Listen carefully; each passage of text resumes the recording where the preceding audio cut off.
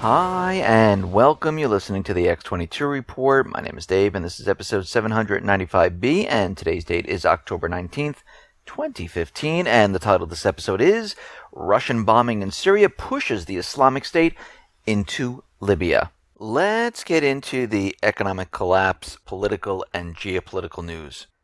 Now, the U.S. Army is going around Europe creating equipment caches because of the Russian aggression, the Russian conflict, because Russia is in Syria, because Russia is in Ukraine. This is the excuse they're using.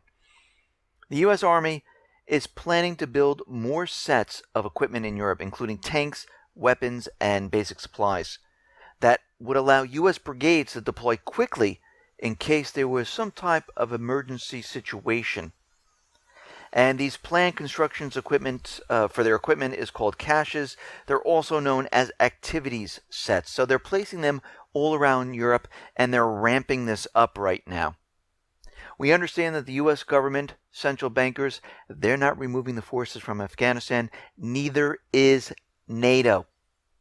Germany, Turkey, Italy, they're going to keep their deployments in Afghanistan and, if need be, ramp up more soldiers inside Afghanistan. They're never leaving. They never were. It was all phony. The only reason they said they were leaving was because at the time President Karzai would not sign the bilateral security agreement, giving immunity to our soldiers. And at that point, Obama had no choice but to say, we're withdrawing the troops from Afghanistan. And then, of course, John Kerry came in, helped with the elections, helped place that certain person in there that was going to sign the bilateral security agreement. And lo and behold, they had elections, and they had the person they needed. Of course, two people wanted the job, but the person that was going to sign the bilateral security agreement won out. About a couple weeks afterwards, this agreement was signed.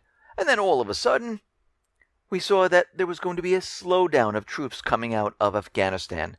And then here we are today, where troops are not leaving. Of course, they put it off to a future date, past when Obama is no longer in office, and you know the troops are never, ever leaving. It was fake. It was phony. He lied. We see Russia is building an Arctic military compound. It's nearing completion right now. They're building this on the Franz Josef Land Archipelago. And this structure will hold about 150 people. The facility has fuel, lubricant depot, food products, clothing storage. And with the reserves, it can sustain people there for about 1.5 years. We see the United States government central bankers are out in the Pacific. U.S. and Japan are carrying out their fleet review on Sunday off the coast of Tokyo. And they're going to be sailing these ships into the South China Sea to provoke China. This is what they're planning on doing. They want to see if China's going to do something. They're hoping China does something. Do I think they're going to do something? Absolutely not. We see the Navy welcome the upgraded destroyer USS Benfold to its port in the Asia-Pacific Fleet. And the ship was built in 1990. It left the port. It came back because it was upgraded. And this is a baseline 9 Aegis ballistic missile defense system that they've installed in there, and they made other improvements. Right now, Benfold becomes the 8th destroyer and 13th ship based in Yokosuka. The fleet is there. They're encircling China. They're provoking China. I mean, we see what's happening right now. Germany is saying this is absolutely ridiculous. The refugee crisis is getting worse. They closed their borders. And a German police union chief is saying we should build a wall between us and Austria. And then Austria can build a wall between them and other countries that are on their borders. And we see countries right now are basically closing all their borders. They don't want the refugees into their country. And this was planned out a long time ago by the United States government, central bankers, and Turkey to push the European countries into pushing the removal of Assad to stop this crisis. But it kind of backfired because why? Russia is now involved. We see Russia has blocked Israeli military flights over Syria. They detected Israeli planes flying into the southern portion of Syria. They flew down there, gave them warnings. Israeli jets flew away. Most likely they were going to bomb Syrian army installations. Russia said, don't even try it. If you start firing, we will fire at you. And the Israeli jets flew away. Russia is out there saying, if the terrorists in Syria start receiving surface-to-air missiles, Russia will view it as a direct means of condoning terrorism, and it will bring the matter before the UN Security Council. Right now, they're detecting that none of these terrorists have man-pads, but we know the U.S. government central bankers are providing the Free Syrian Army or the rebranded Syrian Army with weapons. And this is their whole plan right now, is to bring more and more advanced weapons into the fight. Now, of course, as we know, a lot of the Islamic State, which is the proxy army for the United States government central bankers, they are now moving into the new rebranded force. So this way, the United States government central bankers can say, hey, listen, there's no Islamic State over there. This is the rebranded Syrian army, Free Syrian Army, so you can't touch them. So we see what's going on right now. They're cleaning up their act, and they're pretending that they had nothing to do with the Islamic State. Russia's saying playtime is over. Instead of 50 missions a day, we're upping it to 300. And we see that they've made huge amount of gains in Deir ez-Zor. A number of vehicles and varied ammunition belonging to the Islamic State terrorists were destroyed. Idlib, a unit of army carried out bombardments against positions of the terrorists, and they destroyed SUVs and other weapons. In Latakia, the army destroyed a gathering of terrorists in Hama. Units of the army carried out special operations against dens and positions of the terrorists. 2 of the terrorists' machine gun-equipped vehicles were destroyed.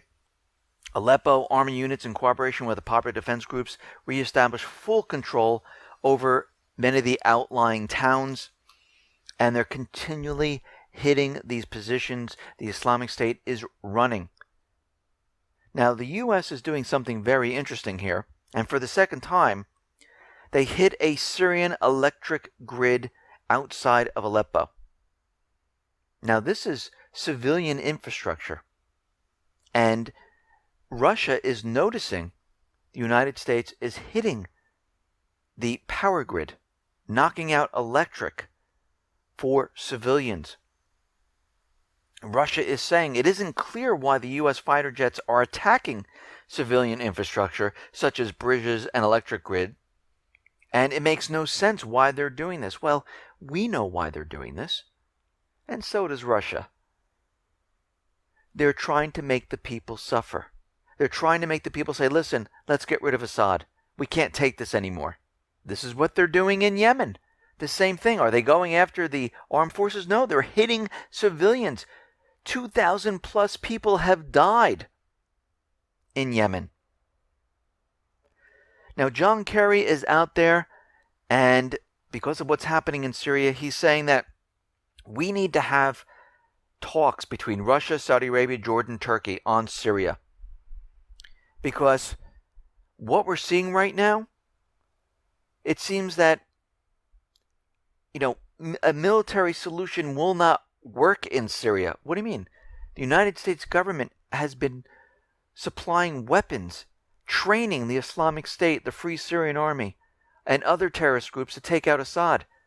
And all of a sudden, he's out there saying a military solution is not the answer? No, he's saying that because Russia is destroying their proxy army. And Kerry is saying the United States is working to avoid the total destruction of Syria. They're getting very nervous at this point because they realize they're going to have nothing left in there. And they won't be able to be in Syria because what's the excuse they're going to use?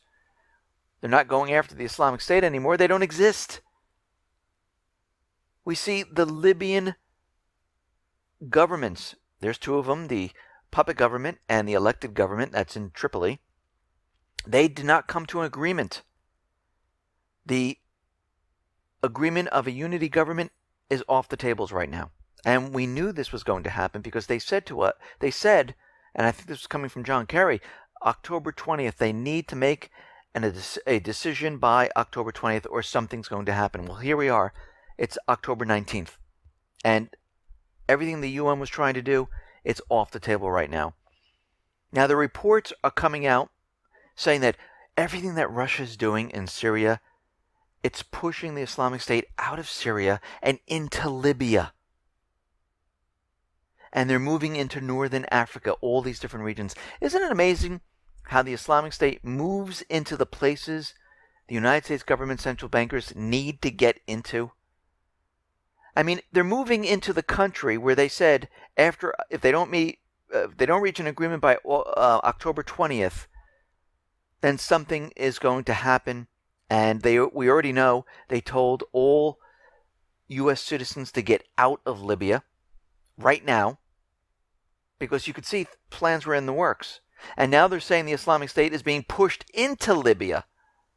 So we know they're going to have a proxy force, just like they have Saudi Arabia going into Yemen, go into Libya. And I wouldn't be surprised if we see this in the next couple of weeks. Now, a couple years ago, back in 2012, they were making a big deal that Russian hackers infiltrated the Dow Jones. And they stole information because they were going to use this information to trade later on, and they were going to make a lot of money. And they said the Secret Service, the FBI, they were all working on the investigation. And then we had another hit, July of 2015. And right now, Dow Jones spokeswoman Colleen Schwartz said, to date, there is no evidence that anyone's doing any type of investigation whatsoever. Of course they weren't. Because as soon as the FBI, the government, comes out moments later saying they know who the hackers are, you know this is completely fake. There's no way to track down the hackers that quickly. Because if it was that easy, guess what?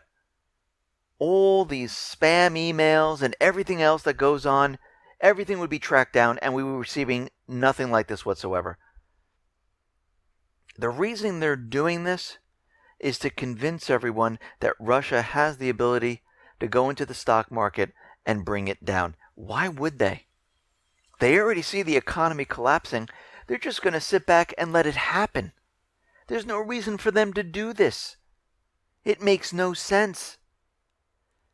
But the U.S. government central bankers are going to use this later on to say, it was China, it was Russia. They're the ones who brought down the stock market. Remember, they implemented kill switches on the stock market, New York Stock Exchange, the BAT system, and the NASDAQ, so they can shut it down. They also moved their disaster site to Chicago for a backup system. So we can see right now everything has been set up. Everything is ready to go.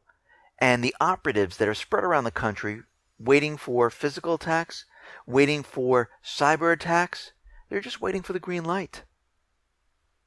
And we're getting closer and closer to this. Listen, everyone, thanks a lot for listening. Be well, be safe, and especially be prepared. Thanks a lot.